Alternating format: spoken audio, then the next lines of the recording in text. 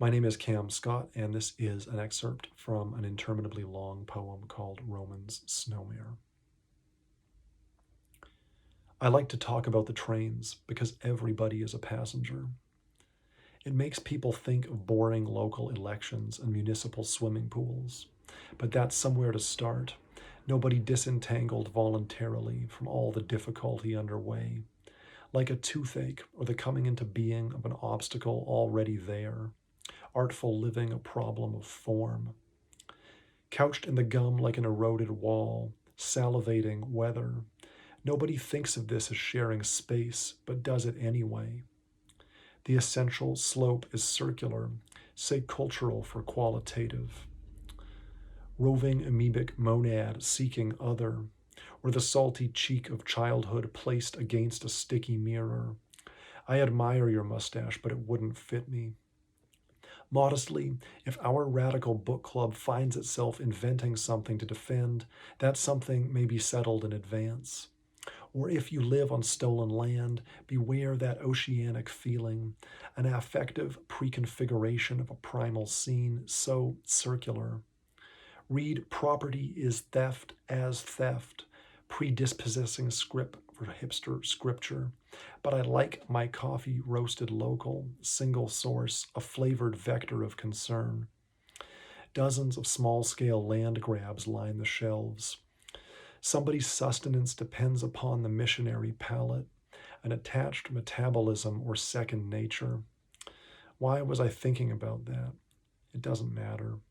Any instance of communal form becomes a laundry at a certain level. Upstairs, downstairs, country step or town shares, counting sheep, the sequence is executive. To sleep is to resist one's own convictions. To awake is to assemble, if begrudgingly. This will be my final word on voluntarism. Let the body and its organs have their say, a working orchestra without a score. I have a sleep app to record my snoring that can't tell me from the cat. A private company bought this misinformation just to sell me pills. There's some relief in that. Robot eavesdroppers never had a charge so arbitrary as the body to adore, so any form of life is just a formula.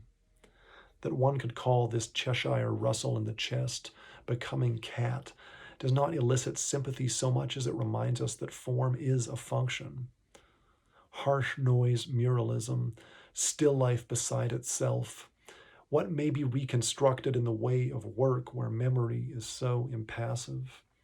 Why the face? Which place is safe to whom? Get away from the window, try sketching a machine for living in. The body is a drawback, habit lined by gabled buildings. Something changed about photography, making us all susceptible. Tightening the umvelt in a lean year, clipping human coupons from a living magazine, collecting friends like Valentine's, unwieldy, irredeemable, plain whiny. How many separate limbs fit on a plane? How many take a hike? Brandishing gladioli only try to make a melody of time's incessant linearity. You gave it all. His wife was sick. Is that why he smelled sour? On parting ways, it followed me. I went in search of medicine. But that's my problem. Trust that were there more of me, I'd spread the word twice as effectively. Bad case of kissy breath. I'm either monk or gigolo depending on the time of day. I've never found the right domestic ratio or fulcrum. For the son I hoped never to have spread love like concrete. He was there the day we moved in, like an odor or a system. What is it like to be so batshit? Stood less sculptural than as a doorframe.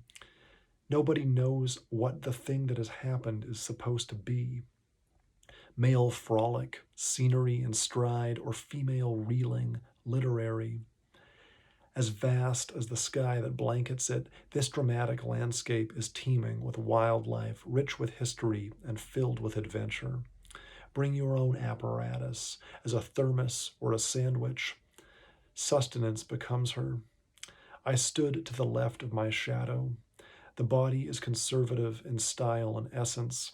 I don't want to center myself. I would rather dissipate into a crowd of leaf-like co-conspirators.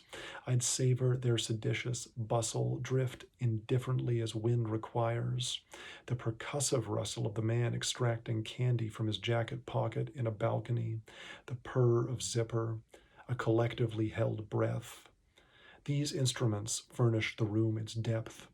The space between us, they and them, doesn't exist. It never did. That poem concludes with a quote from the great trumpeter Wadada Leo Smith. Thanks.